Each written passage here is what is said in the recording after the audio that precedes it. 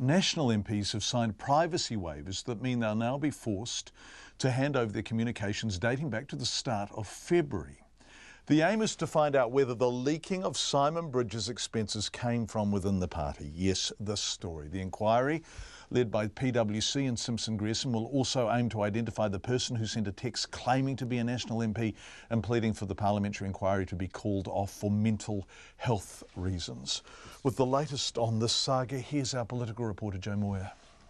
Simon Bridges' expenses were first made public on August 13 after the details of his $83,000 travel bill were leaked to Newshub.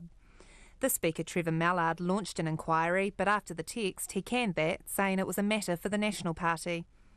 That prompted National to launch its own inquiry to attempt to uncover the leaker's identity, but the period being forensically investigated by PwC dates back to the start of February. Mr Bridges says it's appropriate for the investigation to cover a 7-month period.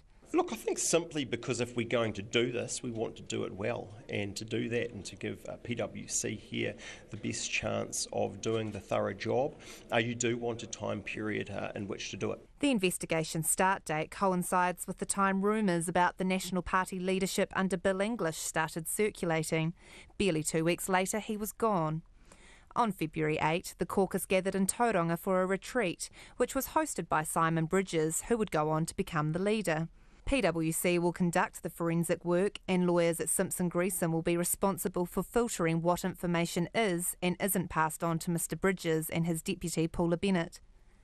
Mr Bridges has given an assurance that no communications between journalists and MPs, outside of the terms of reference of the inquiry, will be passed on to him. There is a filter for this from PwC to Simpson Grierson before it would come to us. For it to come, when I say us, myself and the Deputy Leader, for it to come to me, it would only be in relation to the leak and the text.